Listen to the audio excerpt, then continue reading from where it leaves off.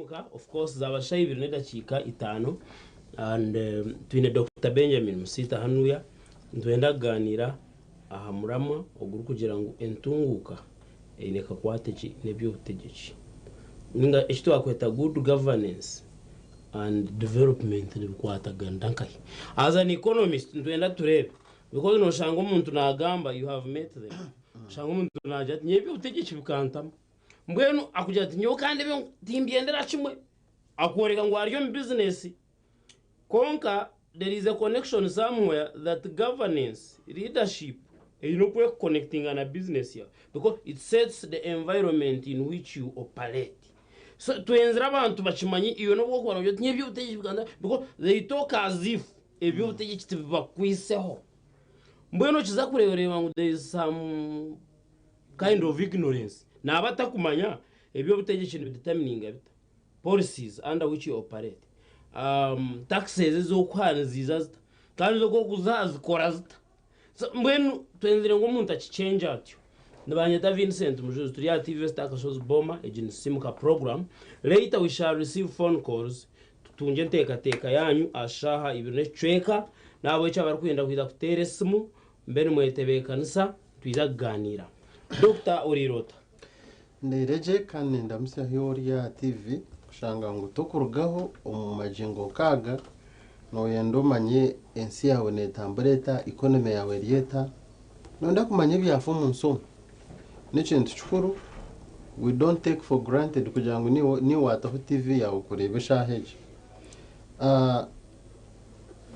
governance byo butegeki n'ubwatagana n'entunguke y'abantu aroho obyo butegeki birumunke miringo ebiri hari ebyo butegeki bitwine kugira ngo koko boyine omwebembeza arukureba hari burumwebembeza twine kitkumujura burumwebembeza twine tukugira ngo iki Obama kiyagira butegeki for instance Bush achiroho Bush was replaced by Obama. Bush was a Republican, Obama was a Democrat. Bush akabana ateka sende nyinongo mu Africa to fight against HIV. Actually people will tell you Obama katuyamba because sente zikashangaza achendi ongana nkebyo hatu ware nko Obama orebe ntaro oreba Gaddafi naf oreba tensions in the Middle East Yemen amashitani gatanu kafutemba yona no vereba ngiyo 2011 barakwita Gaddafi buryo muwe narukwisho mu butegeki nabaye na agenda haza ko rukushanga ngo ebyenderwa byo mwebembeze tubero burungi umuntu ateye ni hanga rya hamutama hati kibekizo umwebembeze wihanga ko utwina nyonka mushangaho ndukuza kuzarwa kabaru naga majingaro konka kinyizere ni mushomba nazo mukarasi na yagece bakweta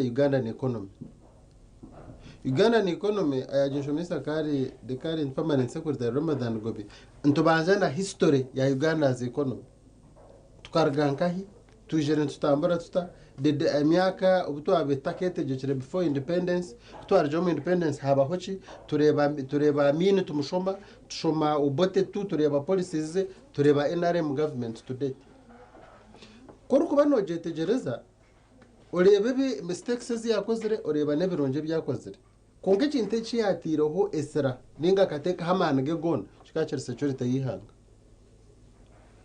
kano mwakugira ngo haba hoci manyenguto tununje manyamashanyarazi gabagata manyechabashi konko businjo bukwaterene nihanga nekintu kiriki security of a country tokacho you cannot twine cyo kubasa kukirenganisa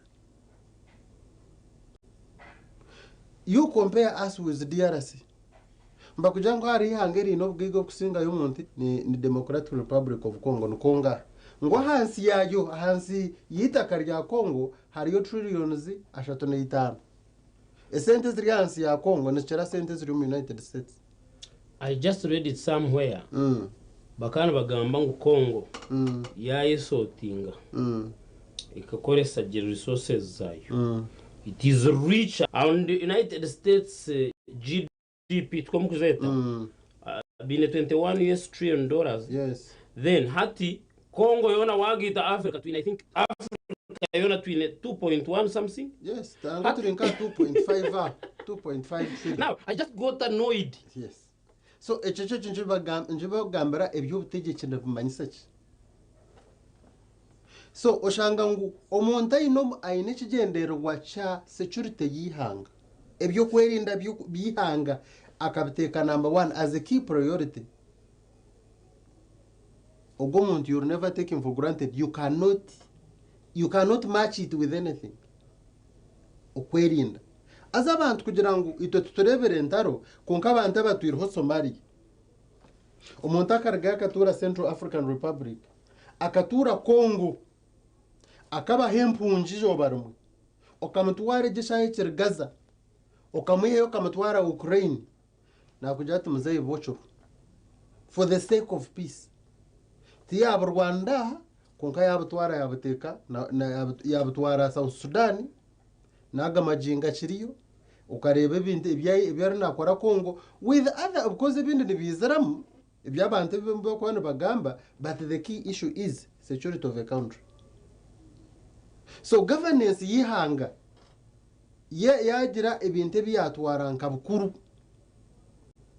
twinaho bitukurebe bimwe tweza nkagira ntumuze yaha tukagenda kubi pantu birebera nkayihanga ryita ndio ninkoreka obusinjo buri mu yihanga kugira ngo President Museveni izere natabantu sento munsha iki tukirebera mu PDM where they are saying they will pay back that money. Konga the biggest goal wabuza shaping Uganda's economy nichi stability mane kwatere political stability na investors zabijira ogo mwako guturumu 2000 ogo gutera amabege 2024 mbakugira ngo Uganda ekakira abasigansi biringa investors benji nesente zaezi karenga kusinga any other East African country. Nabaronda ki obusinje and the political environment. So obusinje buyangana chukuru tukachitwara for granted kandi forever nduriyaguma tugira ngo muzeyi webare echo kachikora ntombwiro bunagiroho tayinijo bernatwiro mu camp kwihanza rwo woitu ahinduriro makazo tinkarebaga barakutwirukanza ninga ngo umuntu wakazongo bezere bebenteze zatwarwa abantu orutaro narebero n'ubunareba aba Rwanda nabahingura nente zabo obhabayo orutari 1990 something aho notwarebera abantu twebuza bishabanda bafutambura nente tukataka manebero ngabo tujangu n'abanyarwanda nabahingura. That was the war we saw. Kunga kuri abantu abara affected by the war moving with their cows. Ibyo nibyo twarebero. So echo nekintu cyo kubanza, and it's as a result of governance. So enkora korana yihanga omuyebembezo wihanga yanetegereza security yihanga. Uganda's economy has not been driven by the best policies in the world. No. But leadership that puts security as number 1 ninga as a core center. Echo necho kubanza. Echa kabiri. Leadership ne shaping the mindsets of people. Now, our NRM has a problem. It's government we have not been taught how to have a country. Patriotism, though it is number 1 or number 2 among the goals of NRM. Patriotism. How many people have their country at heart? Abanya Uganda ukubugana tunihangari yanje ndukunda. Mazima babantu nabacho muhango. And it is one of the biggest problem. Abantu babatakumanya ihangari yabachukumanza. Nyowoke nkobere ndi nyinobushobozi. Wanye totumzeye akambuza how can we shape this country? Nimjanti, let patriotism be a subject from primary 1 even up to the university. But we scrapped off political education, something. Was political no short political education mu nationalism, nationalism. But me, I would have gotten patriotism because the problem we have. Bishop Dr. Nkiwe teaching economics, you interact with the permanent secretaries, the ministers, the commissioners. A doctor like you the people who show me so much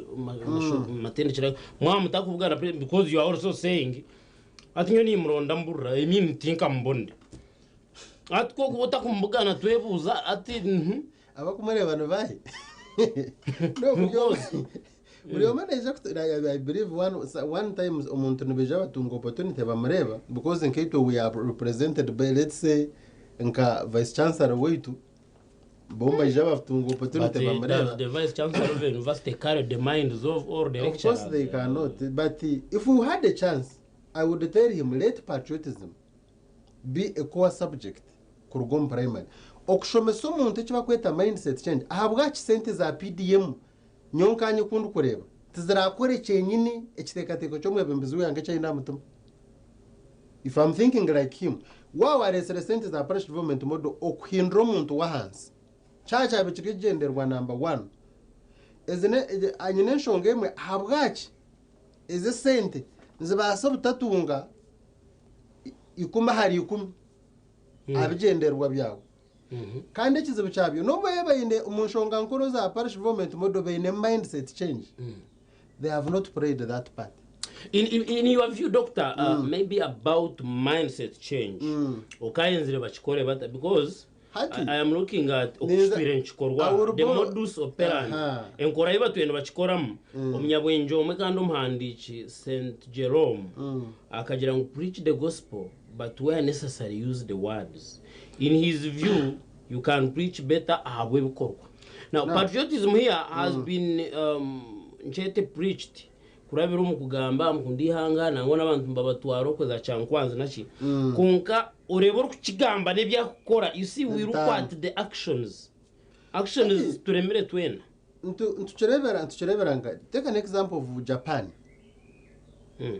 Abana nkomunasari tabakubashomesa kintu cyona umunasari, that is the foundation of a child. Tabakubashomesa how to obanko kwandika manyo kumanya what is SST, what is English, what is science. Ebyo tubiri yo mu Japan. The core foundation omunasari abana mbabegesa okwashimukwana picking rubbish. Ukota shimukwana otambura okanywa kacupa ninga nkakavera kono kakatambuka heriyo motoka. Kuboryo motoka kamanyangu okushanga kapapuranga ko kakabugana. It is your primary responsibility that the environment should be clean. Okunuko ukundi hanga ryawe no kugira oti ngaba nintambura nkashanga ari hicina nkahe motoka nijana zubamo kandi nyina birte nyine mfuka nkabura kutimba nkibare nkarnagama kugira ngo undi jarna arabaho iba ekine kitamutera. Okundi hanga ryawe no kugira oti okumanya why you should pay taxes, how you should demand for accountability. Ebyo nibyo bakubegesa okuwoza ebintu when cleanliness. Now, arabantu abarino batureba millions and millions of people. Obutegeki bwakwatagana hinentungu. Now, twizera onyichereze nyimboro wenge bigambo by'omusheja murungi businessman bamwita Charles Mbili. Abena agamba yarete ekintu kibakweta ati what is the most important ministry mu government age. No orahulira ekintu kibakweta national guidance and something. Ministry jo rajuliro. Ministry jo mbakugira ngo it is the least funded. Konga national guidance, ministry ya national guidance niye kowa umukhindura enteekateeka y'abantu. Kuba kugira ngo tuturuboro konke mtu yite niye nyoro iki kintu umuntu umworo takushetigereza ajya tunomanyisa kikaninjera nkaza gukora nimanyisa kikaninjera nkakora iki, but it is the mindset. Omukogisa kwabe nagira ngo omuntu karwimuka yatwira ryo mu rutaro yarebere nyina nabamwita amurutaro, most especially nk'aba abantu abaryo nanka northern part of this country akaturo mu mbera ngejo ningashi okazarwomuka everyday nebagambira no makuturi yaboro kwatageje kintu no manya kataro sente. You cannot grow with that mindset oryo mworo nebyar kutunga na squandering. It is only a poor person who gets some small change okashangaza itira rubajunatire kishani orabarebera abantu bingi. These blacks abagiro ngo muri America, the moment they get small access to money eziba kwambire ziba zitari clear sent. $1 million is not money to some people. Even in this country there are people who are richer but they don't show off. But it is a poor mind carrying a slave mentality ningasho enteekateeka y'obuhuku iyo rukushanga ngo umuntu nimuka na yeteze bishani how he has bought a new car. What is a car? Second hand car. Iba turino bavuga ushanga umuntu na yemera chishani nkarebo karekto ntukora anto wanje umwe. We grew up in that abject poverty that we bought a radio. Nashanga my auntie ntubine hebishane ebyo ushanga antu wawe kwasere aka radio mbamutere chishani omwaka tuninga nyebuza nga it later came to my mind echo chishani kabari chitera radio ryagumane gambero mu chishani ninga haruki. But that was the level of poverty kugira ngo getting a radio was a miracle. It was ko no mwe makaba kwate nkoko bakaba kwate nkoko bateze chishani uka echo enkoko ekuka ngandi wachitara no ate mjani bina biri nani kushobora. Now it is the governance factor ninga shibyo butegechi ebukubasa kugira ngo this is core ainza kwere cyo kurebera mu ihanga ry'aba Philippines. The Philippines mbakugira ngo what is their biggest resource ninga she ecobugega bwabo chukuru niki tabayine minerals tabayine bintu birungi konka government yabo ekafocusinga equipping oka right skills and what everything to their people. Mbakugira ngo aba Philippines nibo bateche barungi aba Filipinos aba Filipinos nibo video film aha ekindi cyo bakora cyukusinga mbakugira ngo the biggest resource ninga she eco bugege cyukuru mu ihanga ryabo n'abantu bari wabuza Uganda eje nice cyo bugege cyebeyina. We have enough human resource tuina abantu tukugira ngo no oil neho konka tuine the young generation who are energetic to work but who lack the right mindset. So hata chori no gamba to impart governance should allocate money on mindset change. Which you think it has not done, eh? It has not done. They have not taught us how to love our country. These Ugandans have a job and put it tabakundi hangarya. Yowe ntwire I am a national advisor. Here but self-appointed ogo murmunga chera na arangunsheme gukora kandi ukozere myaka 10 oriyo no gumano habara abantu at kandi kunkoze obwe buringwa with even experience. I'm now at a continent level. I advise even Africa, sub-Saharan and hati I have always thought ngwenjere tukikora maha the way we do it is wrong. Because nkoko achigamba in Japan, I have a friend who is doing a PhD in Tokyo. Hata kangira ati hanuya tukuza kureba kantu kazambiro mu rugutu sana kangira ngo gumana urutuntu twasigara turiyo tusigara abantu baresa kandi baresa konga kangira ati kebe bintu ngo kavera amanyaka papara ka sweet manyaki no. They believe ngo wasisho byuhangwa it is even against the laws of nature narahanga no wamwitana mbere byona ejo gamba ni nchirizani konga no rebe nkora yabo it is action nibichirizo mukukora so na patriotism yonchitura na hati ninjira ngwebo mbikorwa. It should not be, because hat kora ajirenga bebe na bempurra do as I say but not as I do. Abantu barebe mkorreo bajya ngubisho ubwa kukigamba ukata kukikora. You will not teach me how to love my country when you are plundering national resources or kutwiba or kushomankura. I totally agree with you on that issue kugira ngo. Now the problem is naba bakuzere bakagira rahanga because umurumo rwanje runkwitegereza no one owns anything here. Of course that's true. Omunsi je yitura mutainar kugira ati ece kintu ne cyanje. The right language ninga the Greek language which is I believe it's a non-dimensional language. Language is in the dimensions. The words I can speak here is yota kubasa kutomora nyankore. Bakubuza hypotenuse in mindset. You don't carry the right language. Metaphysics. Metaphysics. Bakubuza these are lines of Capricorn, latitude, longitude. Umuryango rembe mindset. No bironda mumuryango rembe bibora. So hariho rumor hango rukuchira webindi. Bakujangu zowe, meaning the life of God. You need many words to explain one. A three-lettered word. So, umananda mentioned that there is no one on earth who owns anything.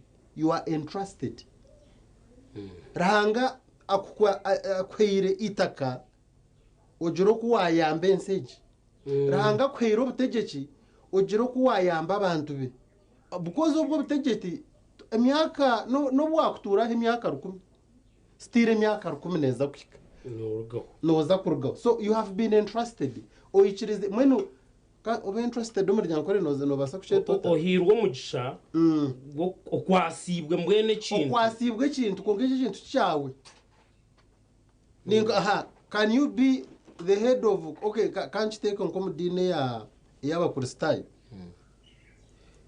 tamu yabo yo bwacu bishop in expired date ubano leading either bane bisanja bero bakwe myaka nkamunana ke kuwa bakujangu waragamu kandi constitution yeta hindukire cyaguma kityo so ko kubori archbishop urya archbishop okwasibwe gentebe nabayenda nabajikuyaho the same applies to entezoine the same applies to the business oine the same applies to even the amount of money you own which you think you own now obutegeko bwo kuboine yo okwasibwe nibyo mwanya muke obutwikiriza ngo one time noza kurgo nabariyo barra president Museveni president one time yes naza kurgo but after that now the question is ebyo bintu byo kwasibwe abo obutegeko bwo kwasibwe agamana go heirwe wagakoze sota kugira ngo ensi yarangeje wagerekereje kandi you have left it for the next generation iwo ryo mucharra notema nonywa bisoda notambuka bicupa heru overa bw'amandazi norya nogenda notambuka mu mahanda. Do you care about this environment? Do you care about your grandchildren? So doctor mbona hati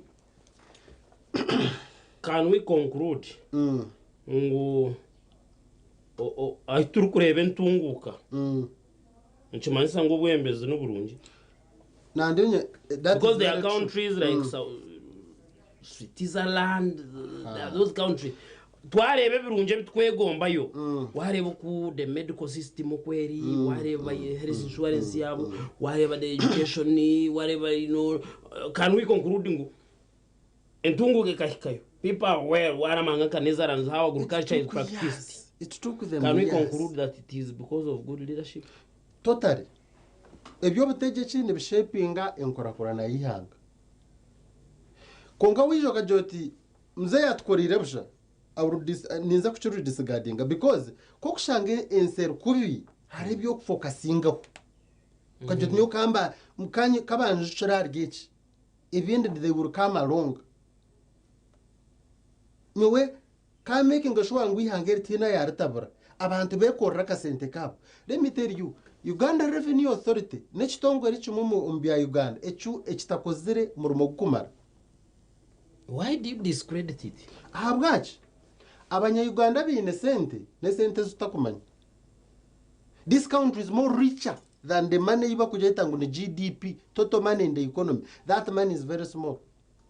No manyangu umuntu afite mebitocha artocherwe akabuguriza ho fse katwara emotoki FC2 kashanga zarabo wokwezi aine sente URS etakumanya bas banking and account zino humshoro but when they are calculating GDP bamba gamba ebyo bwiga byo bwihanga ogo musheje atanu hati no nda GD no nda URA kambi kartocherwe. Let me tell you I'm coming up with good policies. I will one time take them to the ministry. Ninza kwetije ver noza kuboro. Orukuzironchinga. Ninza kuzironchinga. Tinu kujangu ninza kutaxinga o agriculture. But the middle person. No banyanke mshore hatu wimuka sente zo kuyomunde. Wajirot brinde mu ashare harya rufura. Nyomo pe kumez. Hakazo wa yora hakazo toeka direct mu yora. Do you know how much they can collect from there? It's a lot of money. Ata babaje tubashemerirwe niwe. No, enkumi ibiri nyo tunakushaba nyingi. Kandi kambeja bakansa bakakwezerengere. Kandi inzo mukatare mujurizi ningorento mukatare. Noza ku rugamento gishorura shirinje mitware ibiri necicweka.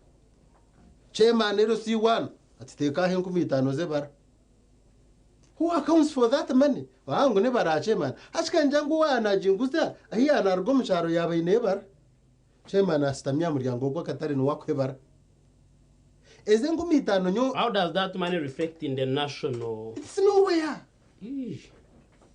Mureke tuzomukahumuro kace program ni Sisiimuka turi ya TV West zagaruka n'amasimu bantumwe abarabin batere simu twenda kuganira nimwe aha kumukireba mu kigambo ho cy'ikinteki so mureke tumuro kace tugarucaho naho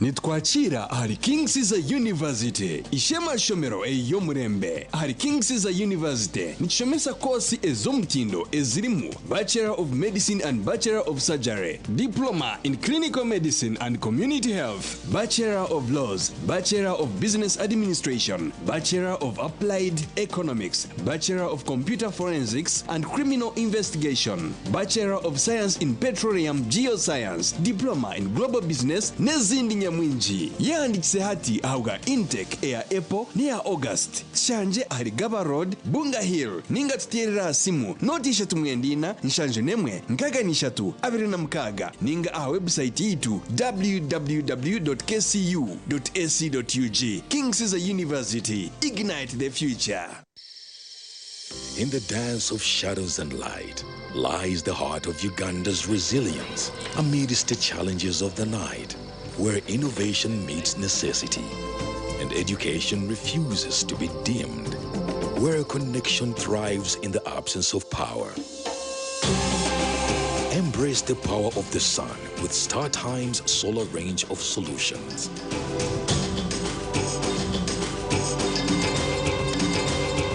And empower your journey towards a brighter tomorrow.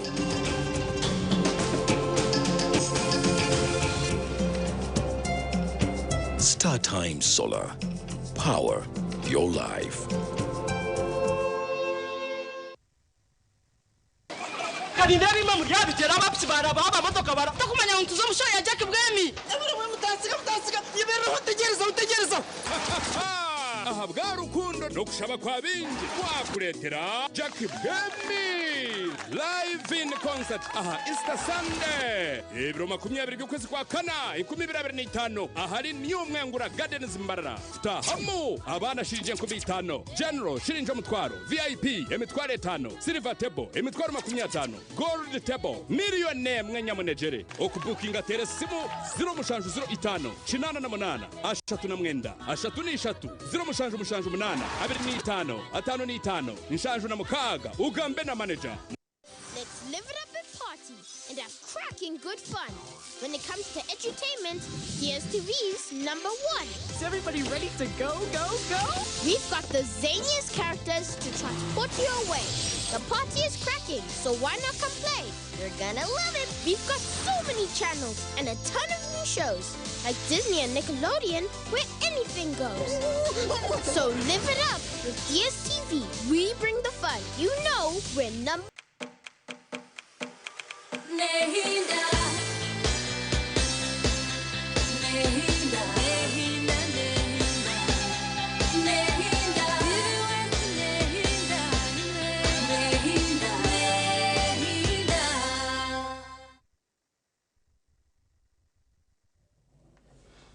twagaruka kandi program ekiri ya Sisiimuka noti chenda anana mwenda gamba nitwe hano ya ahadi Western program age ya Sisiimuka wareba kutesa kwa doctor kandi waturiye tugira ngo akakwate nkahakari hagati y'ibyo utegeke n'entunguka because ibyo utegeke ni shaping entunguka.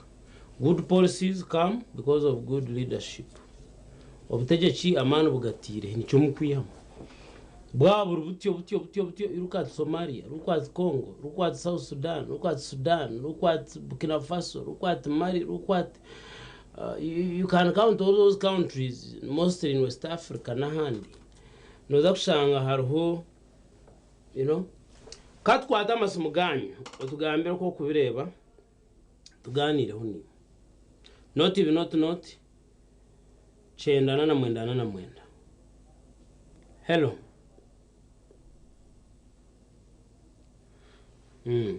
Ntwenda kwate simu zawe tukareba in your view obutegeki wireka kwate kine ntunguka abo kuba ekimu kirete kindi. Hello, Mujurizi. Yes. Hello. Mujurizi programu. Dr. Minwayo tulinzira amasimu. Oyo no gamba. nakoreka icyo kureba cya Philippines. Aba Philippines nabatunga $60 billion. From where? From its human resource. Abantu aba Philippines abakuza hero bakaterecheyo kanche tokucherecheyo mbabatwarazi best chefs nubakore byebyeyo nkabe kweta remittances z'abanyarwanda bakugenda kweyerera ngutunga za Dubai nachi esente zibakusindika the Philippines. Hello. Oh, wasibota sebo rirota. Amazina na waterera nentensa yawe. Amazina na terra baba kanga takari. Wele tena esta. Abasari jawe akula bata. Batega ama kaga di abaga zakita garekera bakumunka.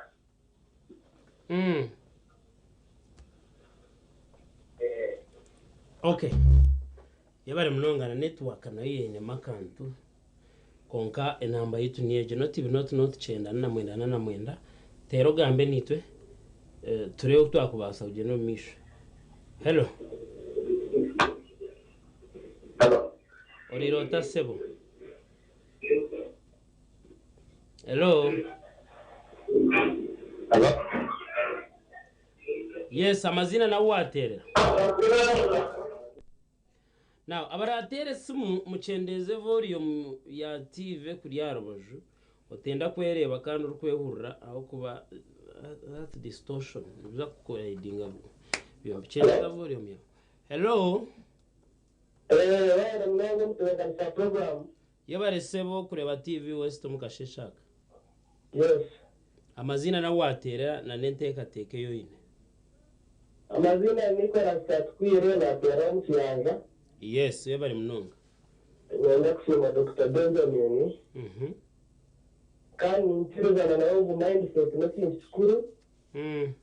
Government ene professional mindset change. Kandi tino kwituruzana nawe. No kugira ngo byo utegetse mu shapinga epuruka yihanga.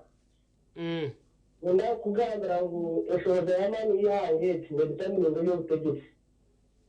So aba government kuba kusharamba katendeza expenditure yabo wenda pakacho kureberaho uzakusanga budget yihangeje more than 50% beza ko gushashura imishara ese beza kuza je kukanza ubudo za marwaro zo mashomero utugaka wabo ryaho urenda leta basistant RDCs utubaryaho ureba MP zirashadira kahi parliament ureba cabinet ministers ndabura nayo kushitama so nandi nitekateka ngo government ikwiye kusemeza ahashoza yayo ikafokasinga abintu ebikubasa kutangira abantu ngakwelebolera abantu kugira entafya shuare ebyo tumuka kaje n'emisho yabare mno asima TV West abwa kureta Dr. Benjamin akaturega obwenzobe yabare.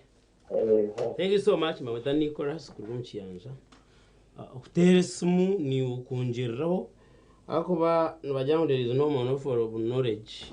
Amagezi buri omagine kandi mutuganda mnaka. So webare. Hello. Esimu ni yecho ya TV no sajireba hotel. Not chenda na mwenda.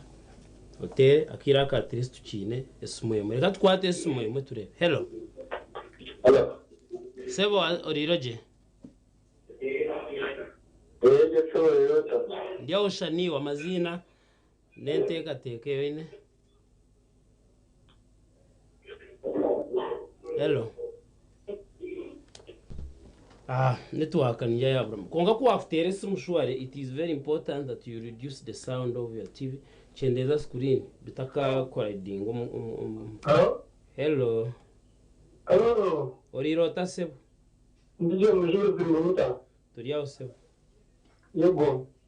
Yes, gamani tete. Achi. Dr. Gwe munyebaze. Mazima ebyo kutegeki. Byo gisire ntunguka yo muntu wawe ejo. Mujurizi nyenda kugambira nyondi umunyarwanda Muzarashema. Yes. Banyita Henry. Yes, Henry.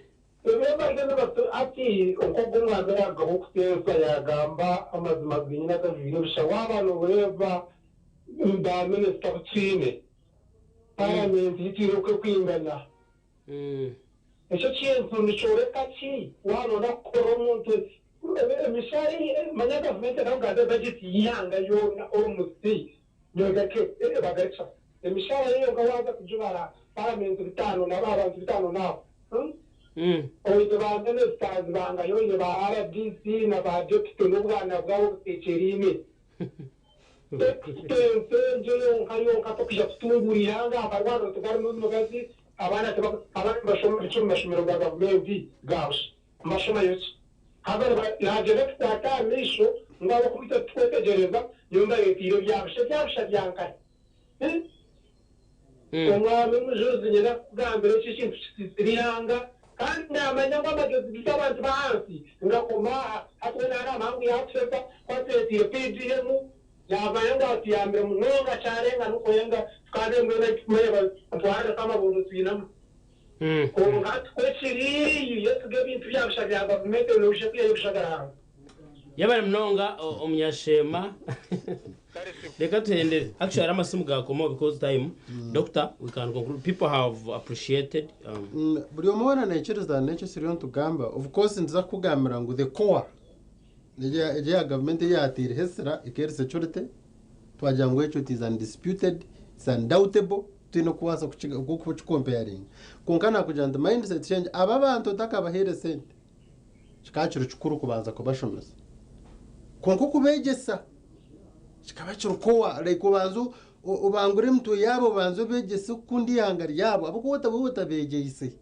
bazimaro zatsikarga so nituichirizana kugira ngo government mu allocation yayo ekabe neta mamane menji ejena subject bakweta patriotism abantu ababe batubyara bajo mu community begesibwe bamanye ukundi byo buhangwa bamanye environment ukukipinga clean nchimanyisa chi bamanye ukusi piro motoka muhanda kuchitaricho because no bano yosyo butondo barwafa kandi ugariko leta government kushoza sente zindi then nayo ntwichereza kugira ngo with time ngo muntu eche rubo ebuwarebe bihandikiro mu new vision government slash MP salaries and constituencies wewe babagira ngo happy food is the dam heru bagira ngo nekiro cyebishuba mwe nekishuba kiriyo mu rupapo is unfortunate no ogomonte agente kateke yateira it was a very good idea kashimano ureba nente kateka yo muntu kongo muntu kakwimjira kapikinga alifa kaja tubisho gomonta zirengu constituencies regard bishatatano ni shatwaziteka rigana shanju na mukaga ba MPs bachendereho ogwe abe inisteka teka kwecho aine omutama gwihanga mwebare munonga kandi iyo banzo yo kunde nko muntu kandi okundi hangari yawe it is core whether the government is good or bad but it is important to love your country. Yes, yabare munonga doctor kwija kwani takashaka no kweje sotyo twichirizana twena ngo haraka kwateka hangwa gati ebyo kutegeka nentunguka ako ebyo kutegeka ni shaping entunguka tumkwija kutungu ayo ni believe yangu tari yangera tungukira accidentally because I've tried washo amaza Malaysia waramahango gakoze sacrifice nyimokwe atito twino bwiro twakubera turiyo sacrificing for a better country kongani njya tujyo mukwe rewardinga because agatu nora abantu turiyo mukwe wa mwenu turiyo mukwe kwegera byengire so twine chango mnonge kitusheme kwetegereza ngo ebyo butegeki ne be translating into national development so ogwo gwawuri murama gwitu ntubasa gumiza mu tuganira kutuyitu ya TV West twikirire tube tugarukira twakire sinsino Dr. Kankwe nizo barungi abantu batureba musibe kurungi for now. Nehinda